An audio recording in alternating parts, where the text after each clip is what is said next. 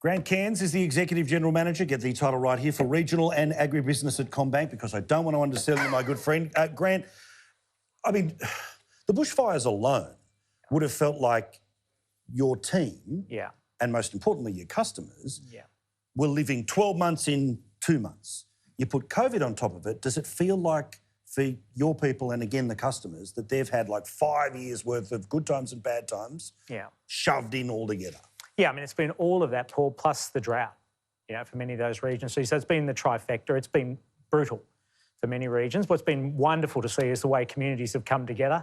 And you've seen the stories where we're incredibly proud of our association through the bushfire community grants and the impact that they can have on those community organisations. There's 130 community organisations in New South Wales who've had some help through the form of those grants. Have you seen, because it's been a big part of what the bank's done for its customers or wanting to do for its customers, is to help people with all of the different complications that came through. I know you were one of the first to come out and sort of talk about, we'll help you navigate the what help is on offer from government situation. Has that sort of calmed down now, where people have put themselves in a position to be able to survive for a little while? Yeah, definitely. I mean, what we tried to do was provide a range of options for businesses, for individuals to really come up with the support that they needed to get across to the other side. I mean, I think one of the most helpful forms of support was loan deferrals.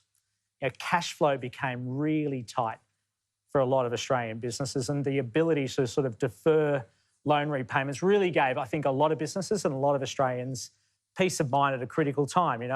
The government supporting the banks with a 50% guarantee to enable to get credit in there, to enable businesses to kick on, for them to sort of also renew. And that's the wonderful thing. Australian entrepreneurs they're incredibly entrepreneurial and savvy, and they found new ways of doing business. I was in Griffith, only a few weeks ago, and I was there at one of my favourite restaurants, and they were closed for a period, but they took a combi on the road.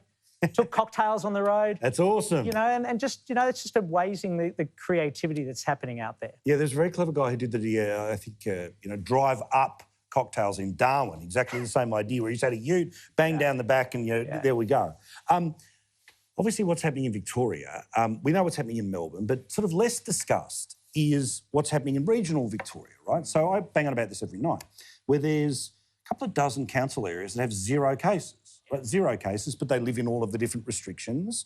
Then they have sort of the double whack for them is that, Victorians aren't allowed to play with the other kids in the street. So they don't have the travel from the metro area. They don't have the interaction with other states. What sort of stresses are you starting to notice those communities going through? Yeah, I mean, I was talking to our team in Victoria today, and, it's a very stressful time, as you know. And particularly for certainly farmers in particular, they're going to have a great season. And, they're starting to worry about, how we're going to get our harvest. Contractors that come down from Queensland through New South Wales to Victoria, are we going to get access to the labour that we usually got hold of? So a lot of those things are starting to weigh on people's minds. But again, I think the way that communities come together, that's the wonderful spirit of regional communities. They're supporting one another through this. Well, that's the thing. Give me some bright spots here, right? What are some of those either little projects or areas of the country that you think, you know what, they're actually doing all right at the moment? Yeah, well, I mean, I think we've got some bright spots here in Goulburn. We've got the hospital development, $150 million. We've got residential developments happening here in Goulburn. You've got the wind farms being constructed. So you've got a lot of activity happening in here in Goulburn, and across the country, you're seeing a lot of that.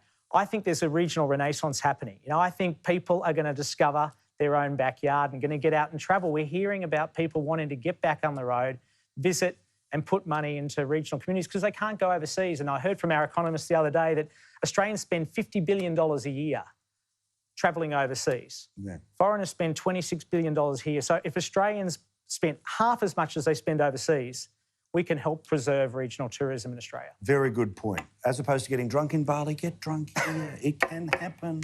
All right, thank you so much. Nice to talk to you. Great. All the best. It's so weird not shaking people's hands. I won't lie. Every time we do it, I was feeling intensely rude. Thank you, Grant.